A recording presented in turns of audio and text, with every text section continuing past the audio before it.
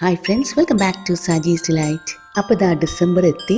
കൂടെ തന്നെ ക്രിസ്മസിൻ്റെ പ്ലാനിങ്സ് ഒക്കെ എല്ലാവരും തുടങ്ങിയിട്ടുണ്ടാവും. അപ്പോൾ അതിൽ റം കേക്കും പ്ലം കേക്കൊക്കെ ഉണ്ടാക്കാൻ പ്ലാൻ ചെയ്യുന്നവർ ഫ്രൂട്ട് മിക്സിങ് ആദ്യം തന്നെ തുടങ്ങും. അങ്ങനെ നമ്മൾ എങ്ങനെയാണ് ഫ്രൂട്ട്സ് മിക്സ് ചെയ്തിട്ട് റമ്മിൽ സോക്ക് ചെയ്യുന്നതെന്ന് നോക്കാം. ഇതിൻ്റെ മുമ്പ് ഞാൻ ഫ്രൂട്ട്സ് എങ്ങനെയാണ് നോൺ ആൽക്കഹോളിക് മെത്തേഡിൽ സോക്ക് ചെയ്യാമെന്ന് കാണിച്ചിട്ടുണ്ട്. അതിൻ്റെ ലിങ്ക് ഞാൻ ഇവിടെ മുകളിലും അതേപോലെ ഡിസ്ക്രിപ്ഷൻ ബോക്സിലൊക്കെ ഇടാം. അപ്പോൾ അതും ഒന്ന് കണ്ടു നോക്കൂ. ഇത് അറൗണ്ട് 3 വീക്സ് മുമ്പ് ഞാൻ ഡ്രൈ ഫ്രൂട്ട്സ് സോക്ക് ചെയ്തതാണ്. ഇതിൽ ഉണക്കമുന്തിരി, ഡേറ്റ്സും ചെറിയും മാത്രമല്ലോ. ഇതെൻ്റെ കയ്യിൽ ഓൾറെഡി ഉണ്ടായിരുന്ന ഡ്രൈ ഫ്രൂട്ട്സാണ് ഞാനിവിടെ സോക്ക് ചെയ്ത് വെച്ചത്. പിന്നെ നിങ്ങളെയൊക്കെ കാണിക്കാൻ വേണ്ടിയിട്ടാണ് ഞാൻ കുറച്ചും കൂടി ഡ്രൈ ഫ്രൂട്ട്സ് മേടിച്ച് ഇതേപോലെ മിക്സ് ചെയ്ത് സോക്ക് ചെയ്യണേ. അപ്പോൾ ഞാൻ ഇതിലേക്ക് തന്നെയാണ് ബാക്കിയുള്ള ഡ്രൈ ഫ്രൂട്ട്സ് മിക്സ് ചെയ്യാൻ പോണത്. അപ്പോൾ അതിന് വേണ്ടി ഞാൻ 1 കപ്പ് ഡ്രൈ ഫ്രൂട്ട്സാണ് എടുത്തേക്കണേ. ഇതിൽ tutti Frooti, dry cranberries, strawberry, പിന്നെ കിവി, ഉണക്കമുന്തിരി ഒക്കെ ഉണ്ട്. ഇതിലേക്ക് നിങ്ങൾക്ക് ആവശ്യമുള്ള ഏത് ഡ്രൈ ഫ്രൂട്ട്സും ചേർക്കാം. പിന്നെ ഞാനിതിൽ നട്ട്സ് ഒന്നും ചേർത്തിട്ടില്ല. നിങ്ങൾക്ക് വേണമെങ്കിൽ കാഷ്നട്ട്, വാൾനട്ട്, പിസ്തയൊക്കെ ഒന്ന് ഡ്രൈ റോസ്റ്റ് ചെയ്തിട്ട് ചെറുതായി ചോപ്പ് ചെയ്തിട്ട് ചേർക്കാം. ഇതിലേക്ക് 1/2 ടീസ്പൂൺ ജാതിക്ക പൊടിച്ചത് ചേർത്തിട്ടുണ്ട്. പിന്നെ നിങ്ങൾക്ക് വേണമെങ്കിൽ പട്ടയും ഗ്രാമ്പൂവും 1/2 ടീസ്പൂൺ പൊടിച്ച് ചേർക്കാം. നിങ്ങൾക്ക് സ്പൈസസ് ചേർക്കാൻ താല്പര്യമില്ലെങ്കിൽ ചേർക്കണ്ട, കാരണം നമ്മൾ ഓൾറെഡി കേക്ക് ഉണ്ടാക്കുമ്പോൾ ചേർക്കും. പിന്നെ അതേപോലെ ഹോളായിട്ടും ഇടാം, പക്ഷേ കേക്കിൽ ചേർക്കുന്നതിൻ്റെ മുമ്പായിട്ട് അത് മാറ്റാൻ മറക്കരുത്. അതേപോലെ ഡേറ്റ്സും കറുത്ത മുന്തിരിയൊക്കെ കുരുവൊക്കെ കളഞ്ഞിട്ട് ചേർത്തോളൂ. പിന്നെ ടൂട്ടി ഫ്രൂട്ടിയും ബാക്കിയുള്ള ഡ്രൈ ഫ്രൂട്ട്സിൻ്റെ ഒക്കെ സൈസ് വലുതാണെങ്കിൽ അത് നിങ്ങളുടെ ആവശ്യത്തിന് ചെറിയ ചെറിയ പീസസ് ആയിട്ട് കട്ട് ചെയ്ത് ചേർത്തോളൂ. ഇനി നമുക്കിതൊരു കുപ്പിയിലേക്ക് ഇടാം.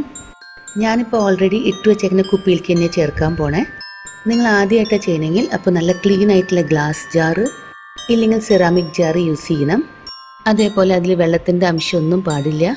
പ്ലാസ്റ്റിക്കിൻ്റെ കുപ്പി യൂസ് ചെയ്യാണ്ടിരിക്കുന്നതാണ് നല്ലത്.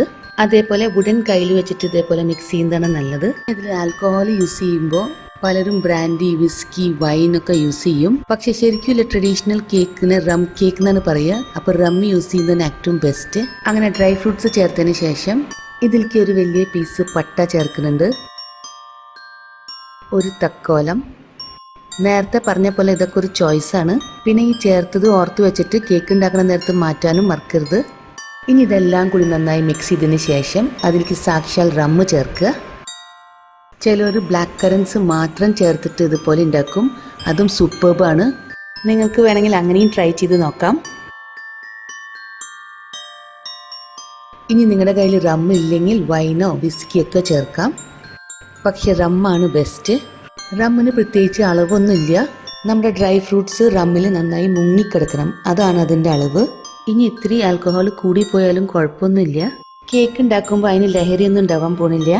ഇത് മിനിമം 1 വീക്കെങ്കിലും ഇതേപോലെ സോക്ക് ചെയ്തിട്ട് ഉണ്ടാക്കിക്കോളൂ. ഇത് ഒക്ടോബറിലും നവംബറിലൊക്കെ ഇങ്ങനെ ചെയ്തു വെച്ചാൽ അതിലും നല്ലതാണ്. ചിലരൊക്കെ ഇത് 1 ഇയർ സോക്ക് ചെയ്ത് വെക്കാറുണ്ട്. ഈ ഡ്രൈ ഫ്രൂട്ട്സ് ഇങ്ങനെ കിടന്ന് ആൽക്കഹോളൊക്കെ സോക്ക് ചെയ്തിട്ട് നല്ല സോഫ്റ്റായിട്ട് കിട്ടും. അപ്പോൾ ഇത്രയേ ഉള്ളൂ നമ്മുടെ ഫ്രൂട്ട് മിക്സിങ്. പിന്നെ ഇതിന് നല്ല ഷെൽഫ് ലൈഫ് ഇല്ല, കാരണം പേടിക്കാനും ഇല്ല. ഇത് മിക്സ് ചെയ്തതിന് ശേഷം നല്ല ടൈറ്റായിട്ട് മൂടി വെക്കുക. അതേപോലെ എവറി ഓൾട്ടർനേറ്റ് ഡേ ഒന്ന് ഇളക്കി കൊടുത്തോളൂ.